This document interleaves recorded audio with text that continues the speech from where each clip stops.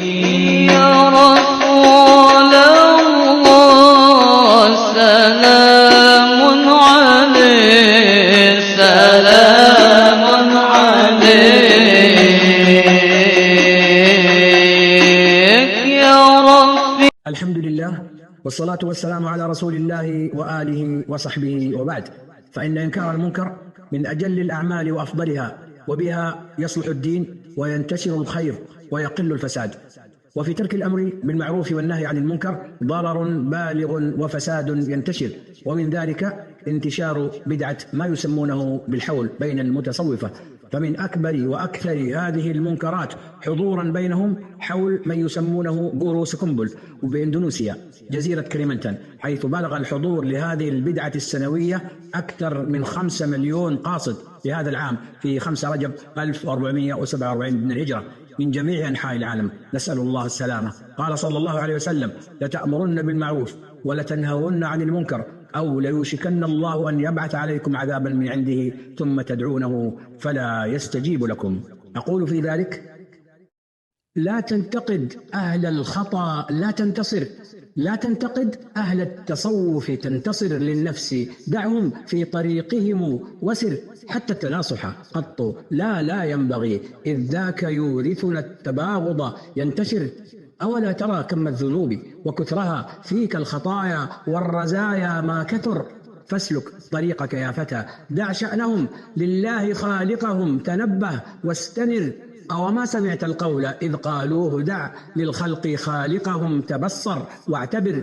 هذا الجروب للم شمل نلتقي، وبه يكون الوصل، نسأل عن خبر وبه التواصل. قل صباح الخير، قل الخير مساكم وممشاكم عطر، لصق ونسخ للدعاء، فجد وزد واكتب كذا ما في الجوانح قد خطر. إلا التناصح فاجتنبه، لأنه يورث القلوب تباغضا، كن في حذر. فإذا ذكرت بلية في أمة وأردت نصحا أو بيانا ما الخبر؟ قالوا وصاح خبيرهم: كف الأذى عنا ودعنا، قم تدثر واستتر. لا ليس فينا مشرك أو فاسد، نحن الملائك والخطا منا ندر، حتى وإن كبرت بدار بدعة، دع ذكرها لا تنتقد ما قد بدر.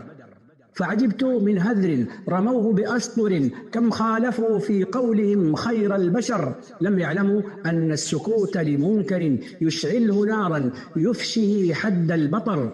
يكفيك أن تلقي هناك بنظرة غورو سكمبل كم أضل من البشر، فلقبره قصدوا الحضور لحوله، كم عظيم بل ملايين البشر، أكثر من حجاج بيت الله قد حضروا، فؤادهم خشوعا ينفطر. هل قد رأيتم كيف أن سكوت من عرفوا الضلال لصمتهم عما انتشر؟ عجبا، نسوا قول الحبيب وأمره: ولتأمرن كما أتى عنه الخبر. الأمر بالمعروف حق واجب، عن منكر نهي نبيك قد أمر. قد أقسم المرسول: إن لم تفعلوه ليوشكن عذابكم لا لن يذر، ولئن دعوتم ربكم كلا ولن يجب الدعاء لكم بذا صح الأثر. فاترك غثاءهم وبين كل ما أودى بسنة أحمد مهما صعر. قول الرسول محمد فاتبعه لا تبغي سواه، أبنه واجعله الوطر. صلى عليك الله يا خير الورى، يا خير من وطئ الثرى وبها خطر، يا خير من وطئ الثرى وبها خطر.